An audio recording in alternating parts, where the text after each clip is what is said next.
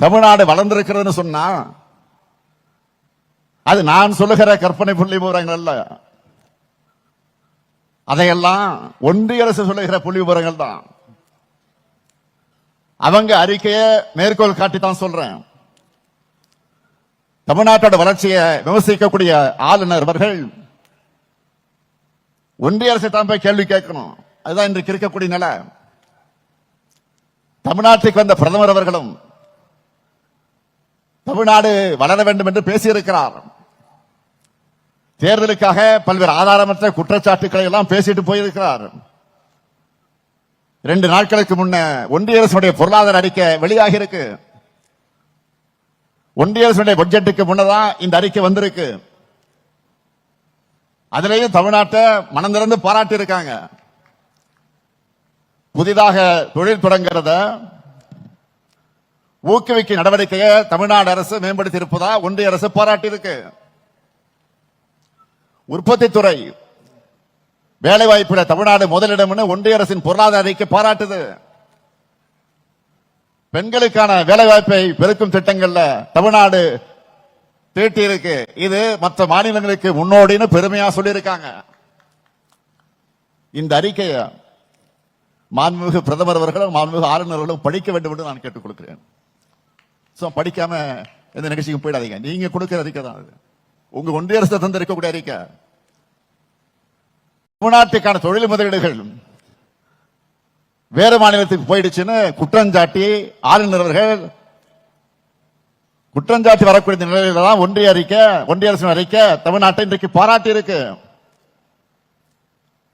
சிவகங்கை கிராமங்கள் நிறைந்த மாவட்டம். உங்ககிட்ட ஒரு முக்கியமான விஷயத்தை பத்தி சொல்ல விரும்புறேன். கிராமப்புற பொருளாதாரத்தோட முதுகெலும்பா இருந்து வந்த மகாத்மா காந்தி பெயரில் அமைந்துள்ள 100 நாள் வேலை திட்டத்தை ஒன்றிய பாஜக அரசு காலி பண்ணிட்டு வேற பேர்ல புது திட்டத்தை கொண்டு வந்திருக்காங்க. நீங்க எல்லாருமே கேள்விப்பட்டிருப்பீங்க. அவங்களுக்கு மகாத்மா காந்தியும் பிடிக்காது, மக்கள் நல்லா இருந்தாலும் பிடிக்காது. அதான் இப்படி பண்றாங்க. இதை எதிர்த்து திமுக சார்பில், காங்கிரஸ் கட்சியின் சார்பில், ஏன் பல்வேறு கட்சிகளின் சார்பில் தமிழ்நாடு முழுக்க ஆர்ப்பாட்டங்கள் நடைபெற்றிருக்கிறது, நடத்தி இருக்கிறோம். நாடாளுமன்றத்தில் நம்ம கூட்டணி எம்பிக்கள் தீவிரமாக எதிர்த்தாங்க. இப்ப கொண்டு வந்திருக்கக்கூடிய புதிய திட்டத்தை பற்றி குடியரசுத் தலைவர் உரையை முன்வச்சு முன்னாள் நிதியமைச்சர் அண்ணன் சிதம்பரம் அவர்கள் சில முக்கியமான கேள்விகளை எல்லாம் எழுப்பியிருந்தார். குடியரசுத் தலைவர் உரைனா அது பாஜக அரசினுடைய உரைதான்.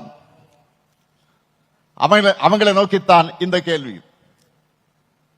ஏற்கனவே நடைமுறையில் இருக்கக்கூடிய 100 நாள் திட்டத்திலேயே 50 நாள் கூட ஒன்றிய பாஜக அரசு ஒழுங்கா வேலை கொடுக்கிறது இல்ல. ஏன்னா அதுக்கான நிதியை ஒழுங்கா விடுவிக்கிறது இல்ல. இந்த நிலையில 50 நாள் எப்படி மேஜிக் மாதிரி 120 நாட்களாக உயரும்? ஒன்றிய அரசு இந்த திட்டத்துக்கு 2.5 மடங்கு கூடுதல் நிதி அளிக்க தயாரா இருக்கா? 120 நாள் அப்படின்னு ஒன்றிய பாஜக அரசு சொல்லி இருப்பதற்கு எந்த கேரண்டியும் கொடுக்கல. அது வெறும் மாயதான். சொல்றதா சொல்றீங்க. அது எதுக்கு வெறும் 125 நாள் நிறுத்திட்டீங்க? 120 நாளுக்கு பதிலாக 365 நாள் வேலை கூட புரளா விடலாமே. அவருக்கே ஒரு நகைச்சுவை உணர்வோடு ஆழமான கேள்விகளை எழுப்பியிருக்கிறார். 100 நாள் வேலை திட்டம் என்று சொல்லக்கூடிய மகாத்மா காந்தி தேசிய வேலை உறுதி திட்டத்தில்